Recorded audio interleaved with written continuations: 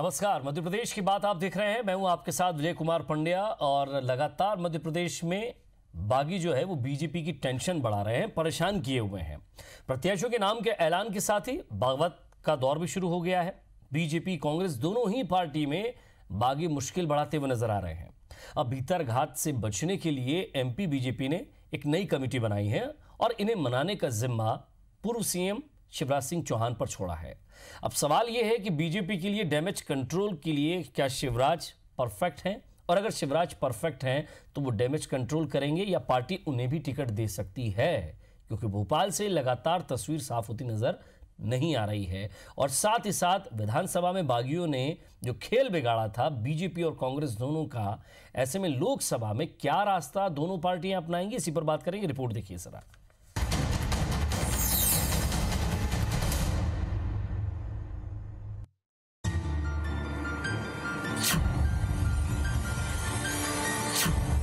मध्य प्रदेश में लोकसभा के टिकट बंटवारे के बाद से ही बीजेपी में भूचाल आ गया है।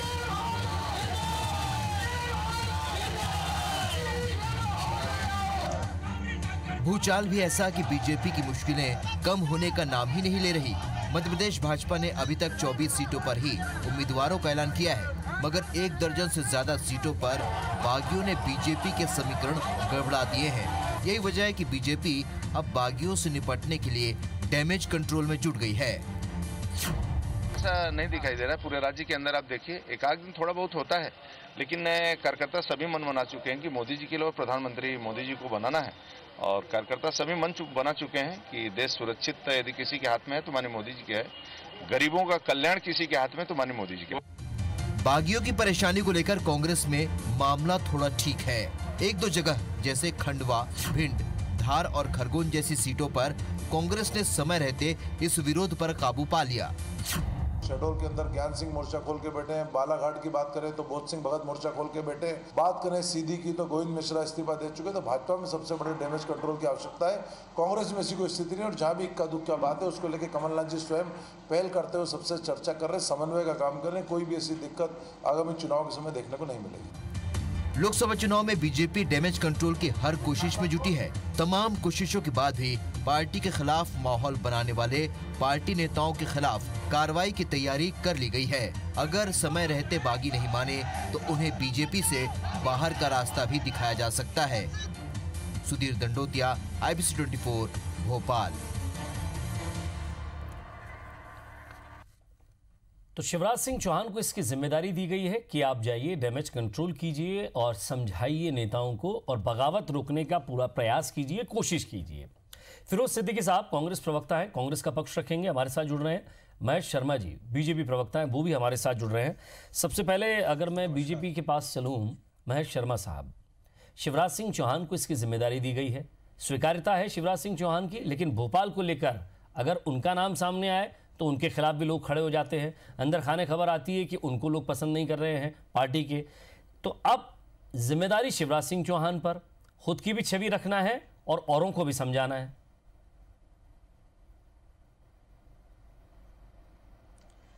देखिए विजय जी, शिवराज जी हमारे सर्वमान्य नेता हैं। मध्य प्रदेश का पूरा संगठन शिवराज जी को अपना नेता मानता है। उनको कोई जिम्मेदारी यदि संगठन ने दी है तो निश्चित रूप से सभी जो कार्यकर्ता हैं वो उस बात को समन्वय के साथ मानेंगे, क्योंकि ये पार्टी में हमारी आंतरिक लोकतंत्र है। उस लोकतंत्र के आधार पर हम संवाद में विश्वास रखते हैं। कार्यकर्ताओं की उम्मीद और महत्वाकांक्षा होना निश्चित तौर पर एक आवश्यक बात है। लेकिन कहीं ना कहीं जिस प्रकार से इतने बड़े दल में इतने सारे कार्यकर्ता होते हैं तो चयन किसी एक का ही होता है। लेकिन भारतीय जनता पार्टी संवाद के साथ अपने जितने भी कार्यकर्ता हैं उनको मनाने का यथासंभव पूरा प्रयास कर भी लेगी। और मैं आपको बताना चाहता हूं, जैसे ही नामांकन की प्रक्रिया पूरी होगी, प्रचार कार्य प्रारंभ होगा, निश्चित रूप से प्रत्येक कार्यकर्ता काम में लगेगा। महेश शर्मा साहब, आपकी पार्टी कहती है कि वो विश्व की सबसे बड़ी पार्टी है, कार्यकर्ताओं की पूरी फौज है उसके पास, और ये भी कहा जाता है कि भोपाल से आम कार्यकर्ता भी खड़ा हो जाए तो दिग्विजय सिंह को हरा सकता है। ये तमाम तरह की बातें, तमाम तरह का दम, या ये कहें कि ये आपका आत्मविश्वास हो सकता है। लेकिन इसी आत्मविश्वास के साथ कार्यकर्ता जो है वो सीधे मंच से बाहर भी आ जाते हैं, नारे भी लगाते हैं, बीडी शर्मा वापस जाओ। आपके वो सांसद जिनका टिकट कटा है वो कहीं ना कहीं पार्टी के लिए डैमेज करने की कोशिश कर रहे हैं पार्टी को। ऐसे में उनके प्रति क्या रवैया है?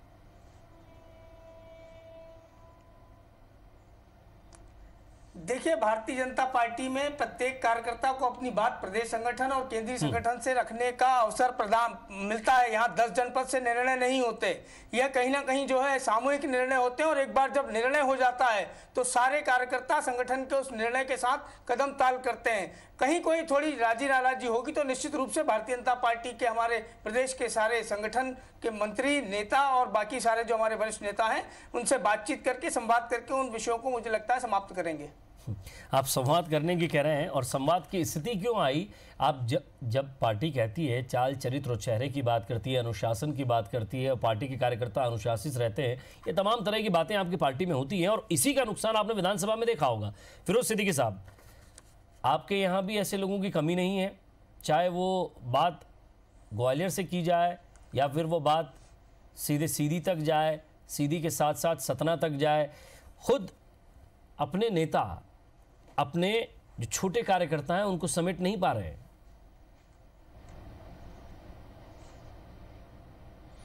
देखिए, कांग्रेस में कहीं छुटपुट जो कुछ कार्यकर्ताओं में मत भिन्नता आई और पार्टी में जो थोड़ा बहुत बात होती है वो हुई, लेकिन मोर और लेस माननीय कमलनाथ जी ने सब लोगों को बिठा के बात करके और जो समन्वय का काम किया है, अब हमारी पार्टी में कहीं कोई द्वंद्व नहीं है, अंतर्द्वंद। और हमारे यहाँ लोग अब सब काम पे निकले हुए हैं, सब लगे हैं अपने अपने काम पे। आज हमारे सभी प्रत्याशी घोषित हो गए पूरी 29 सीटों पे, और अब कांग्रेस का एक एक कार्यकर्ता जो है तन मन धन से लगा हुआ है। ये तो भारतीय जनता पार्टी को सोचने का सवाल है कि ये जिसके सर पे टोपी रखते हैं वही अपनी टोपी दूसरे को दे के भाग जाता है। भोपाल में यही नज़ारे देखने मिल रहे हैं। आज तक 5 सीटें और इनकी थी जो पूरी नहीं हुई, जगह जगह बागी खड़े हुए हैं, नारेबाजी हो रही है, पुतले जल रहे हैं। शिवराज सिंह जी को समन्वय की जिम्मेदारी जरूर दी है। डैमेज कंट्रोल की जिम्मेदारी किसे दी गई है? देखिए, हमारे यहाँ माननीय कमलनाथ जी जो हैं वो समन्वय की सारी जिम्मेदारी निभा रहे हैं। जितने भी हमारे बड़े नेता हैं वो भी सब इस काम में लगे हैं, और समन्वय तो हम पूरा कर चुके।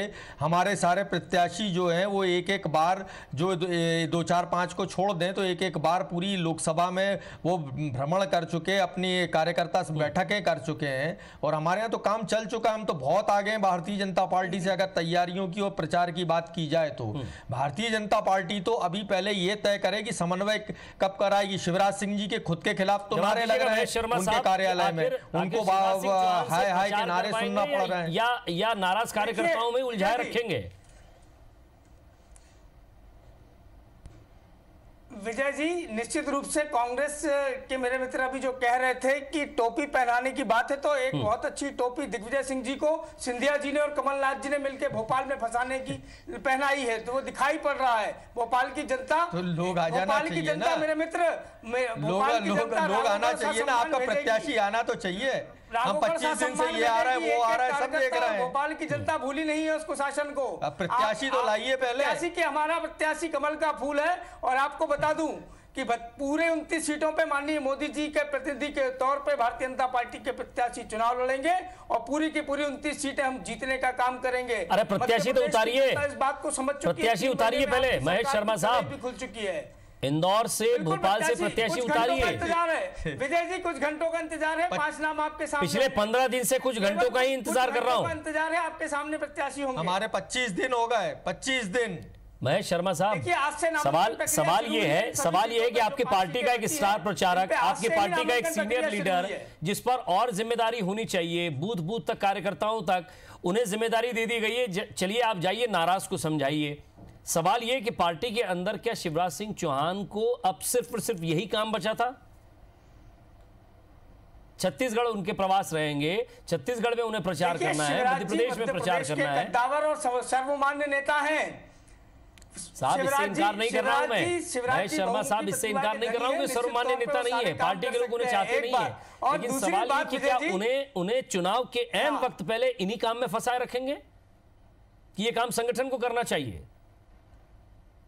नहीं, ये तो केवल देखिए, ये राजी नाराजी का फेस मुझे लगता है केवल 2-4 दिन का होता है, उसके बाद सब चुनाव प्रचार में जुटेंगे। जहां तक अंदर खाने, अभी आप कांग्रेस की बात कर रहे थे, तो आप देखिए सतना में क्या हो रहा है। अगर शिवराज जी कोई जिम्मेदारी दी है, महेश शर्मा साहब सुनिए, शिवराज जी कोई जिम्मेदारी दी है तो शिवराज जी विधानसभा में जिम्मेदारी उठा लेते जी। जब सीएम की कुर्सी उनके हाथ से चली गई तो ये जिम्मेदारी वो उस समय उठा लेते। देखिए विधानसभा चुनाव में उस समय तो उन्होंने कहा कोई नाराज नहीं है, सबसे मेरी बात हो गई है।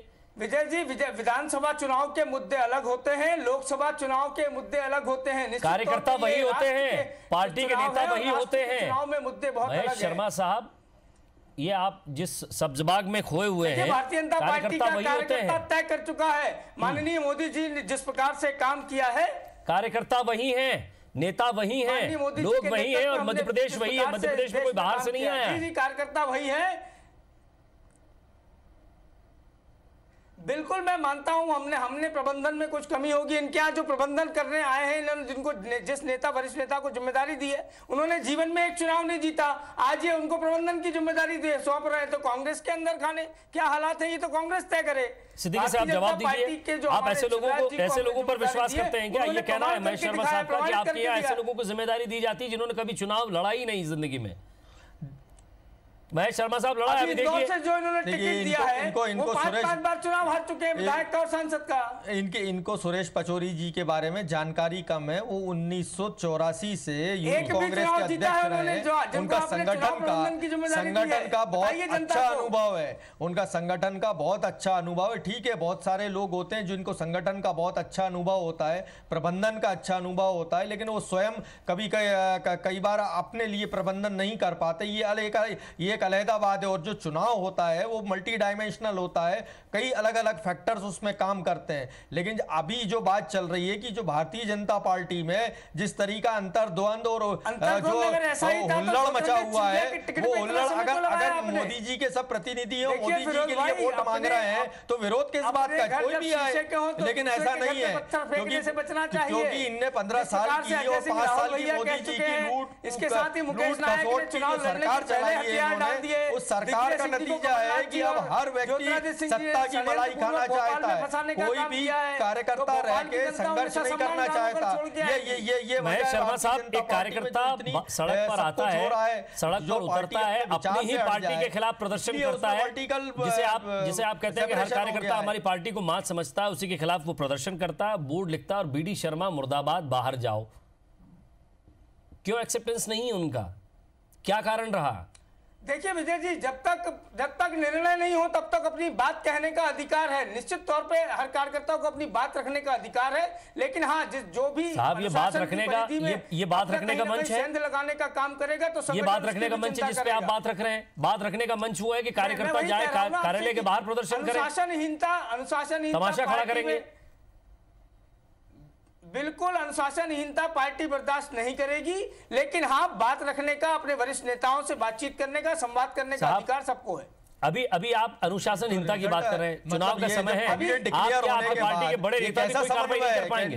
डिक्लेयर होने के बाद क्यों ये पार्टी में विरोध आप बता दीजिए महेश शर्मा साहब, एक बात की तसल्ली दे दीजिए, इस बात की तसल्ली दे दीजिए कि आप कार्रवाई कर देंगे या आपकी पार्टी कार्रवाई कर देगी, संगठन कार्रवाई कर देगा?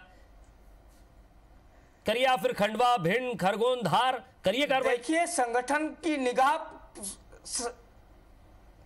विजय जी, संगठन की निगाह प्रत्येक कार्यकर्ता की किस प्रकार की कार्यप्रणाली चुनाव के दौरान रहेगी, उस पर पूरी पैनी नजर है संगठन की, और उसमें संगठन ये तय करेगा कि किसकी किस प्रकार की।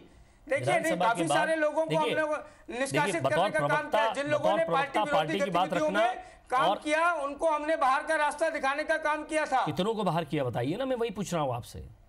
आप लिस्ट बता दीजिए कि ये 10 या 8-10 लोग हैं, 15 लोग हैं, इनको बाहर कर दिया है। देखिए पहली सूची में 67 लोग थे। ये आपकी जानकारी में, ये आपकी ठीक से मंथन नहीं कर पाए। फिरोज सिद्दीकी जी, आपने चुनाव के बाद थोड़ा बहुत सफाई अभियान जरूर चलाया, लेकिन पार्टी में अभी भी आपके यहां भी तनाव की स्थिति है।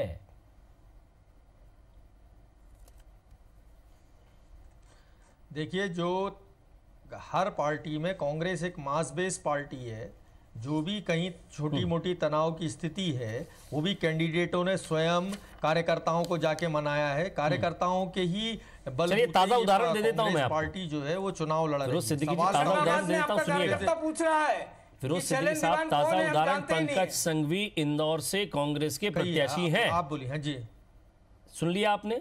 आप तो आवाज आ रही है? जी हाँ है, ठीक है जी। अब बताइए साहब, कौन सा चुनाव जीता आपने? आप आगे बोलिए। प्रत्याशी चयन की क्या प्रक्रिया अपनाई आपने? और बाकी जो आपके कार्यकर्ता हैं, याद है आपको अग्निहोत्री परिवार किस तरह से पूरा वहां प्रपंच हुआ विधानसभा चुनाव में? अब आपने एक बार फिर से एक व्यक्ति को सामने लाकर पूरी पार्टी को बागी होने के लिए मजबूर कर दिया। हाँ हुआ था, हमने उनको नहीं, ऐसा कतई कहीं कुछ नहीं होगा। सब लोगों से चर्चा करके ही पंकज संघवी जी का नाम रखा। आप भी बता दीजिए, आप भी बता दीजिए कि उन्हें महापौर का टिकट मिला, ये अलग बात है। महापौर का चुनाव हार गए। उन्हें विधायक प्रत्याशी का टिकट मिला, वो वहां से हार गए। अब आप बताइए साहब कि आप एक बार फिर से उन्हें लोकसभा में ले जा रहे हैं, एक प्रत्याशी जो कहीं से कोई भी चुनाव नहीं जीता। आप कैसे बाकी कार्यकर्ताओं को समझाएंगे? इंदौर ऐसी सीट जहां आज ये समझ लीजिए आप कि आठ बार से वहां से सुमित्रा महाजन सांसद हैं। क्या स्थिति होगी उनके सामने? क्योंकि अभी वहां से बीजेपी की स्थिति भी कोई साफ नहीं है, लेकिन आपकी क्या रणनीति होगी वहां? पंड्या जी, ऐसा है कि देखिए पंड्या जी, जितने वहां कद्दावर चेहरे थे, पंकज संघवी जी को छोड़ के सबको हमने विधानसभा चुनाव लड़ा दिया और ज़्यादातर लोग जीत के भी आए। हमारी 9 में से शायद 5 सीटें हैं वहाँ। और इस बार की परिस्थितियां जो हैं वो भिन्न है। अलग अलग चुनाव में अलग अलग परिस्थितियां होती हैं। ये अलग बात है कि पंकज संघवी जी पहले कभी पीछे रह गए, लेकिन इस बार जो स्थितियां हैं और जो चुनावी समीकरण है, पंकज संघवी जी इंदौर से निश्चित विजयी होंगे। और जितने भी लोगों से हमने, हमारे सभी कार्यकर्ताओं से, विधायकों से और सबसे चर्चा करने के उपरांत ही ये टिकट दिया है। कहीं छोटा मोटा ऐसी विरोध की हमें कहीं कोई संभावना अभी तक तो नहीं दिख रही और ना ही ऐसी रहेगी। इस बार हम बहुत कड़ी टक्कर देने जा रहे हैं भारतीय जनता पार्टी को। इंदौर वहां भी कार्यकर्ता लगातार परेशान है। देखिए, कांग्रेस के पास संशय की स्थिति होगी, इनके पास जिताऊ उम्मीदवार नहीं है, इसलिए चूके हुए और हारे हुए लोगों को उतारना पड़ रहा है मैदान। अरे उन्होंने प्रत्याशी से उतार दिया ना सर, उन्होंने प्रत्याशी तो आपके सामने खड़ा कर दिया। इंदौर की बात करो, आपका प्रत्याशी नहीं है, आप हवा में बात कर रहे हैं। प्रत्याशी नहीं उतारेंगे। भोपाल से कौन है भारतीय जनता पार्टी? आदरणीय महेश शर्मा जी, उज्जैन से आपने किसको टिकट दिया है? ये तो 15 दिन से कह रहे हैं। महेश शर्मा साहब, उन पर आरोप लगाने से पहले ये बता दीजिए कि उज्जैन से किसको टिकट दिया है आपने? तराना से हारा हुआ विधायक 3 महीने पहले का। बिल्कुल, अनिल फिरोजिया जी को हमने टिकट दिया है। ऐसे तो अजय सिंह राहुल भैया चुनाव हारे हैं, इसके साथ ही ये बात करें तो अरुण यादव पिछला चुनाव हारे हैं। तो ये कोई मापदंड नहीं होता। इस देश में इंदिरा गांधी भी चुनाव अच्छा, आपकी पार्टी में हो तो कोई मापदंड नहीं होता, उनकी पार्टी में है तो मापदंड होता है। क्षमता खत्म नहीं होती। लेकिन प्रबंधन किस स्तर पे? अभी फिरोज जी कह रहे थे सुरेश पचौरी जी और पंकज संघवी जी पे क्यों इल्जाम लगा रहे हैं? आप क्यों उंगली उठा रहे हैं? प्रबंधन अलग चीज होती है। क्यों कर रहे हैं? जब प्रबंधन वो व्यक्ति संभाले पंकज संघवी जी पे क्यों कर रहे हैं? जीता हो तो ये दिखाई पड़ता है कि पूर्व केंद्रीय मंत्री रहे हैं, बहुत बड़े-बड़े पदों पे उन्होंने काम किया है। जिन सीटों पर महेश शर्मा साहब, जिन सीटों पर नाराजगी है, जिन सीटों पर संघर्ष है, सवाल ये कि जिम्मेदारी शिवराज सिंह चौहान के पास है। क्या रणनीति होगी? और उनके साथ बड़े नेता भी रहेंगे, उनका साथ देंगे, या सिर्फ उन्हीं पे ये जिम्मेदारी सौंप दी गई है? देखिए, भारतीय जनता पार्टी में सामूहिक निर्णय होते हैं और सामूहिक नेतृत्व के माध्यम से कार्यकर्ता से संवाद होता है। सबको अलग अलग स्तर पर जिम्मेदारी दी जाएगी। संभाग शाह, मुझे लगता है जिम्मेदारी का वितरण करके बातचीत होगी। कहां किससे बातचीत की आवश्यकता है, ये केंद्रीय नेतृत्व और प्रदेश नेतृत्व तय करने के बाद अपने सभी कार्यकर्ताओं से संवाद करके। सवाल यही तो है कि केंद्रीय नेतृत्व, प्रदेश नेतृत्व, केंद्रीय नेतृत्व, प्रदेश नेतृत्व। अरे कार्यकर्ताओं के मन की बात तो पूछ लीजिए, उनसे तो पूछ लीजिए, कार्यकर्ताओं के साथ तो बैठ जाइए।